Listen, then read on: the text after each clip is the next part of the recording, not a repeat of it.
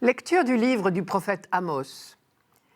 Écoutez ceci, vous qui écrasez le malheureux pour anéantir les humbles du pays, car vous dites « Quand donc la fête de la nouvelle lune sera-t-elle passée pour que nous puissions vendre notre blé?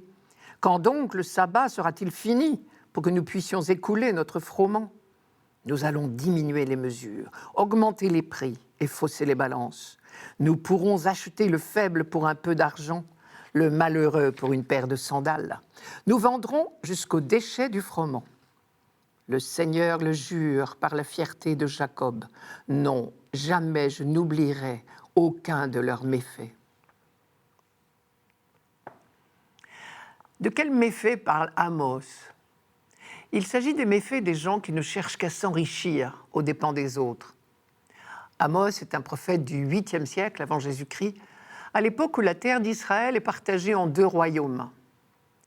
Petit berger d'un village du sud, Tekoa, près de Bethléem, il a été choisi par Dieu pour aller prêcher dans le royaume du nord, qu'on appelle aussi la Samarie, du nom de sa capitale. Nous sommes sous le règne de Jéroboam II, vers 750 avant Jésus-Christ. Un règne faste à tout point de vue. La Samarie traverse une période de prospérité économique et logiquement, c'est le niveau de vie de toute la population qui devrait s'améliorer. Mais cette période faste ne profite pas à tout le monde. Au contraire, Amos est bien obligé de constater que la richesse ne concerne qu'une catégorie privilégiée. Et pire, cet enrichissement des uns naît de l'appauvrissement des autres. Tout simplement parce que les produits de première nécessité, le pain quotidien ou les sandales, sont entre les mains de vendeurs peu scrupuleux. Et alors on en arrive au point où des pauvres n'ont plus d'autre solution pour ne pas mourir de faim ou de froid que de se vendre comme esclaves. Nous pourrons acheter le faible pour un peu d'argent, le malheureux pour une paire de sandales. Bien sûr, celui qui est lésé peut essayer de s'adresser à la justice, oui, en théorie. Mais dans la pratique, chaque fois qu'il y a un procès pour des fraudes ou des escroqueries manifestes, les tribunaux prennent systématiquement le parti des riches contre les pauvres. Pourquoi? Tout simplement parce que les riches payent les juges. Donc la justice elle-même est faussée, corrompue. Le texte que nous avons entendu est donc l'un de ceux où Amos prend la parole pour annoncer le jugement de Dieu. Et il dresse un véritable réquisitoire. Il énonce les faits, puis il rend son verdict. Les faits d'abord. Vous écrasez les pauvres, vous anéantissez les humbles du pays. Vous dites, quand donc la fête de la nouvelle lune sera-t-elle passée, que nous puissions vendre notre blé? Ce qu'on appelle la nouvelle lune, c'est le premier jour du mois. On l'appelait la néoménie. C'était un jour férié, ce qui veut dire qu'aucun travail, aucun déplacement, aucune activité commerciale n'était autorisée. C'était par excellence le jour du repos et de la gratuité, exactement comme le sabbat, chaque samedi. Ce répit dans les affaires visait à tourner l'homme vers Dieu. Mais ici, il semble bien qu'il soit vécu avec impatience, car désormais l'homme a un autre maître, l'argent. Et évidemment, pour quelqu'un dont le premier souci est de gagner de l'argent, un jour férié est sa bête noire, un jour de manque à gagner. Ce qui explique les reproches d'Amos.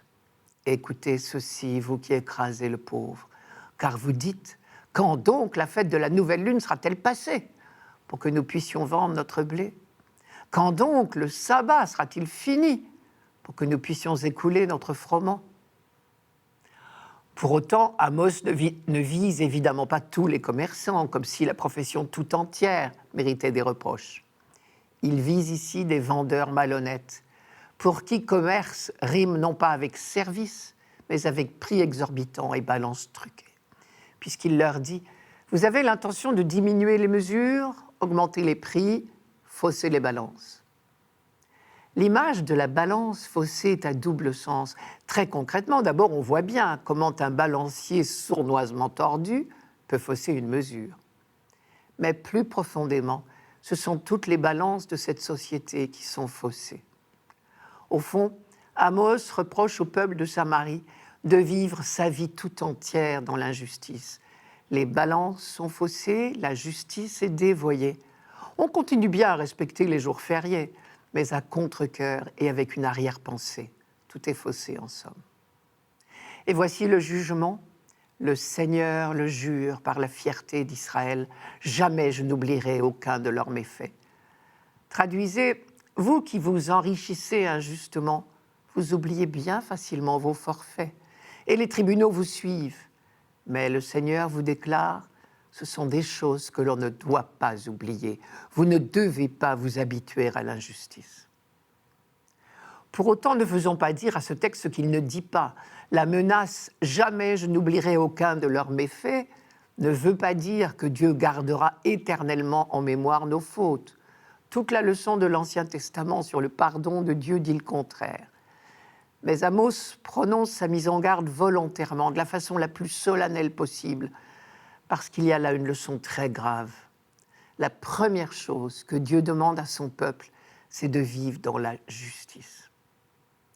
Amos est d'autant plus virulent que depuis 100 ans, à son époque, le royaume du Nord se vante d'avoir balayé l'idolâtrie en supprimant tous les cultes des divinités qu'on appelait les Baals.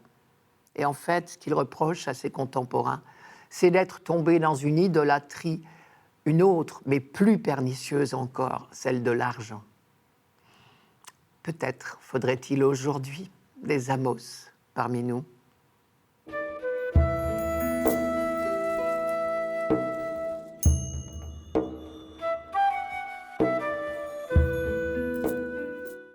Psaume 112. Alléluia. Louez, serviteurs du Seigneur, louez le nom du Seigneur. Béni soit le nom du Seigneur, maintenant et pour les siècles des siècles. Qui est semblable au Seigneur notre Dieu? Lui, il siège là-haut, mais il abaisse son regard vers le ciel et vers la terre. De la poussière, il relève le faible, il retire le pauvre de la cendre, pour qu'il siège parmi les princes de son peuple. Ce psaume est le premier de ceux que Jésus a récités le soir du Jeudi Saint. Quand saint Matthieu raconte dans son évangile qu'ils partirent vers le mont des Oliviers après avoir chanté les psaumes, comme il dit, il s'agit en particulier de ce psaume d'aujourd'hui. Si on le lit en entier, on s'aperçoit que sa composition est très intéressante. D'abord, dans le texte hébreu, il commence et il finit par le mot « Alléluia », qui veut dire littéralement en hébreu « louer Dieu ». Ensuite, il comporte 2 parties de 4 versets chacune qui encadrent un verset central. Ce verset central, c'est l'interrogation « Qui est semblable au Seigneur notre Dieu ?» Et les 2 parties, de part et d'autre, contemplent les 2 faces, si j'ose dire, du mystère de Dieu. Sa sainteté d'une part, sa miséricorde d'autre part. Une fois de plus, nous retrouvons cette double dimension de la révélation dans la Bible. Dieu s'est fait connaître à la fois comme le tout autre, c'est ce que l'on appelle sa transcendance ou sa sainteté, si vous préférez, et comme le tout proche. Sa sainteté, c'est l'objet de la première partie. Il suffit de regarder d'un peu près le vocabulaire. Pour manifester à quel point il est le tout autre, on répète inlassablement le fameux « nom », celui qu'on ne prononce jamais en entier, par respect. Et vous savez pourquoi? Pour l'homme de la Bible, dire le nom de quelqu'un, c'est déjà d'une certaine manière oser parler de lui, prétendre le connaître intimement. Et qui pourrait prétendre connaître Dieu? Dieu seul peut parler de lui-même. Si bien que le nom de Dieu, tel qu'il l'a révélé lui-même en 4 lettres, on ne le prononce jamais. Et vous savez bien que dans la Bible, quand on rencontre ces fameuses 4 lettres, spontanément, le lecteur juif les remplace par le mot hébreu Adonai. Les 4 lettres, c'est YHVH. Adonai, en hébreu, cela veut dire « mon Seigneur ». Mais cela ne prétend pas ni décrire, ni définir Dieu. Parfois aussi, pour parler de Dieu, on emploie l'expression « le nom ». Et il faut entendre tout le respect, toute la déférence que cela implique. Eh bien, pour glorifier la sainteté de Dieu, les 4 versets de la première partie de notre psaume sont une véritable broderie autour du nom de Dieu et du verbe louer. Je vous la donne en entier. Alléluia. Louez, serviteurs du Seigneur, louez le nom du Seigneur. Béni soit le nom du Seigneur, maintenant et pour les siècles des siècles. Du levant au couchant du soleil, loué soit le nom du Seigneur. Le Seigneur domine tous les peuples, sa gloire domine les cieux. Et vous avez entendu, la grandeur de Dieu rayonne sur la totalité du temps et de l'espace. Béni soit le nom du Seigneur, maintenant et pour les siècles. Du levant au couchant du soleil, loué soit le nom du Seigneur. Cette insistance traduit également une résolution, une profession de foi, la décision d'abandonner définitivement toute idolâtrie. Le Seigneur domine tous les peuples, sa gloire domine les dieux. Dernière remarque enfin pour cette première partie, comme toujours dans les psaumes, c'est le peuple élu qui parle. Mais il n'oublie pas le reste de l'humanité. Le Seigneur domine tous les peuples. Puis vient le verset central. Qui est semblable au Seigneur notre Dieu ? Sous-entendu, la grande découverte, c'est que le Dieu de gloire qu'on vient de louer est tout autant le Dieu de miséricorde. Lui, il siège là-haut, mais il abaisse son regard vers le ciel et vers la terre. Et la fin de la deuxième partie détaille la miséricorde de Dieu, son action auprès des plus petits, des plus pauvres. De la poussière, il relève le faible, il retire le pauvre de la cendre. Et en particulier, parmi les faibles et les pauvres, on comptait la femme stérile, qui vivait dans la crainte continuelle d'être répudiée. Et c'est l'objet du dernier verset, je vous le donne. Il installe en sa maison la femme stérile, heureuse mère au milieu de ses fils. Et ici, il y a un jeu de mots, car en hébreu, le mot maison veut aussi dire descendance. Sarah, la femme d'Abraham, a connu ce miraculeux renversement de situation. Rachel également. Et on imagine sans peine l'éblouissement de celle qui a cru être stérile à tout jamais et qui se retrouve quelques années plus tard avec sa maison remplie d'enfants. La Bible se plaît à noter de tels renversements de situation, car rien n'est impossible à Dieu. On le sait bien, c'est même le leitmotiv des croyants. Le Magnificat de la Vierge Marie est tout plein de cette certitude confiante. Il s'est penché sur son humble servante. Désormais, tous les âges me diront bienheureuse. Il renverse les puissants de leur trône. Il élève les humbles. Il comble de bien les affamés. Renvoie les riches les mains vides. Sans oublier, bien sûr, que tout ceci peut s'appliquer aussi aux individus. Les psaumes visent d'abord le peuple d'Israël dans son ensemble et ensuite les individus. Je reviens au soir de la scène où Jésus a chanté ce psaume avec ses disciples. Nul doute qu'en prenant le chemin du mont des Oliviers le soir du jeudi saint, il a entendu résonner tout particulièrement le verset « De la poussière, il relève le faible ». Lui qui partait vers sa passion et vers sa mort, a certainement entendu là une annonce de sa résurrection. Poussière, nous sommes. À la poussière, nous retournons. Mais de la poussière, Dieu relève, entendez, Dieu ressuscite le faible pour qu'il siège parmi les princes. C'est exactement ce qui s'est passé pour Jésus-Christ. Et c'est ce qui nous attend.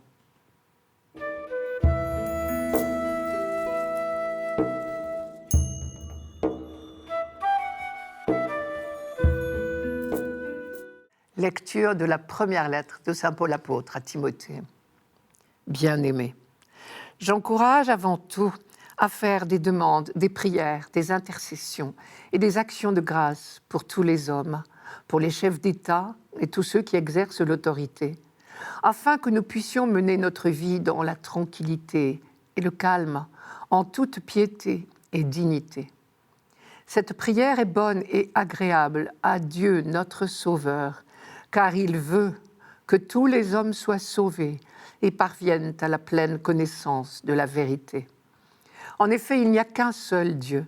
Il n'y a aussi qu'un seul médiateur entre Dieu et les hommes, un homme, le Christ Jésus, qui s'est donné lui-même en rançon pour tous. Au temps fixé, il a rendu ce témoignage, pour lequel j'ai reçu la charge de messager et d'apôtre. Je dis vrai, je ne mens pas, moi qui enseigne aux nations la foi et la vérité. Je voudrais donc qu'en tout lieu, les hommes prient en élevant les mains, saintement, sans colère ni dispute.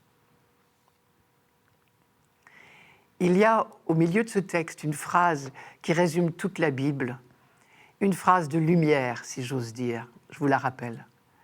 Dieu, notre Sauveur, veut que tous les hommes soient sauvés et arrivent à connaître pleinement la vérité. Elle est au centre de ce texte, mais elle est aussi au centre de la pensée de Paul. Et surtout, elle est le centre, la chose la plus importante de toute l'histoire de l'humanité. Dieu, notre Sauveur, veut que tous les hommes soient sauvés. Tous les mots comptent.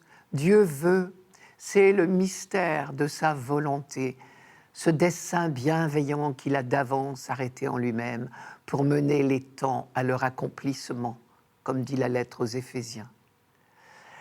La volonté de Dieu est une volonté de salut. Et cette volonté de Dieu concerne tous les hommes. Dieu, notre Sauveur, veut que tous les hommes soient sauvés. Visiblement, Paul veut insister très fort sur la dimension universelle du projet de Dieu. Je reprends ces expressions. Dieu veut que tous les hommes soient sauvés. J'insiste pour qu'on fasse des prières pour tous les hommes. Le Christ lui-même s'est donné en rançon pour tous les hommes. Je reprends notre fameuse phrase parce qu'elle nous donne la définition du salut. Dieu, notre Sauveur, veut que tous les hommes soient sauvés et arrivent à connaître pleinement la vérité. On sait bien que dans ce genre de phrase, le mot « et » peut être remplacé par « c'est-à-dire ». Il faut donc entendre « Dieu veut que tous les hommes soient sauvés, c'est-à-dire arrivent à connaître pleinement la vérité ». Et qu'est-ce que la vérité ? C'est que Dieu nous aime et est sans cesse auprès de nous pour nous combler de son amour. Être sauvé, c'est connaître cette vérité, non pas d'une manière intellectuelle, mais connaître à la manière biblique, c'est-à-dire en vivre, se laisser aimer et combler. Tant que les hommes ne connaissent pas l'amour de Dieu pour eux, tant qu'ils n'en vivent pas, ils sont comme prisonniers. Le Christ est venu justement pour les libérer, d'où l'expression « il s'est donné en rançon ». Chaque fois que nous rencontrons ce mot « rançon », nous pouvons le remplacer par le mot « libération ». Le Christ est venu pour annoncer en parole et en acte l'amour de Dieu pour tous les hommes. Croire à cet amour, vivre de cet amour, c'est être sauvé. Alors, la vraie prière, celle que Dieu peut accepter, comme dit Paul, c'est parler à Dieu de son projet, c'est entrer dans son projet, nous en imprégner, pour être capable ensuite de répandre la nouvelle comme une traînée de poudre. Dans ce sens-là, on peut comparer la messe du dimanche à une réunion de chantier, la réunion de chantier du royaume. Sur un chantier de construction, on fait le point régulièrement sur l'avancement des travaux. Et bien de la même manière, les chrétiens se réunissent tous les dimanches pour faire le point sur l'avancement du chantier de Dieu. Et à en croire cette lettre à Timothée, le chantier de Dieu, c'est très clair, il est à la dimension de l'univers tout entier. Et c'est bien pour cela que la prière appelée autrefois prière des fidèles s'appelle aujourd'hui prière universelle. Les deux termes devraient être équivalents. La prière des fidèles, cela veut dire la prière de ceux qui ont la foi, c'est-à-dire ceux qui ont assez de foi pour croire que Dieu veut que tous les hommes soient sauvés. Sûrs de cette foi, sûrs de l'amour de Dieu pour l'humanité tout entière, nous prions le Père. Le texte officiel précise bien qu'il s'agit d'une prière de supplication. Mais il ne s'agit pas de mettre Dieu au courant des besoins du monde, comme s'il fallait lui apprendre quelque chose. Il s'agit d'une éducation de notre propre regard. Nous apprenons à regarder le monde avec les yeux de Dieu. Les meilleurs outils pour préparer la prière universelle, ce sont le livre de la parole de Dieu dans une main et dans l'autre, le journal qui nous tient au courant de l'actualité sur tous les continents. Ainsi armés, nous pourrons entendre l'Esprit nous souffler ce dont le monde a besoin et dans quel sens orienter nos efforts pour le transformer. Dernière remarque, on a ici une superbe description de ce qu'était la prière juive, bien avant la prière chrétienne. Telle qu'on peut la découvrir dans l'Ancien Testament, elle est faite exactement comme dit saint Paul, de demande, d'intercession et d'action de grâce pour tous les hommes. Bien sûr, on n'a pas attendu le Nouveau Testament ni pour prier, ni pour demander, ni pour rendre grâce, ni pour savoir que le projet de Dieu concerne l'humanité tout entière. L'Esprit Saint avait déjà soufflé aux prophètes de l'Ancien Testament que Dieu veut que tous les hommes soient sauvés, c'est-à-dire arrivent à connaître pleinement la vérité.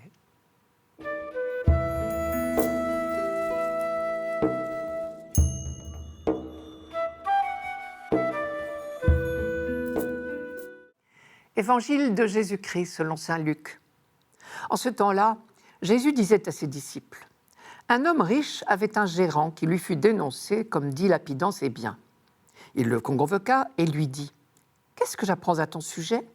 Rends-moi les comptes de ta gestion, car tu ne peux plus être mon gérant. » Le gérant se dit en lui-même : « Que vais-je faire, puisque mon maître me retire la gestion ? Travailler la terre, je n'en ai pas la force. Mendier, j'aurais honte.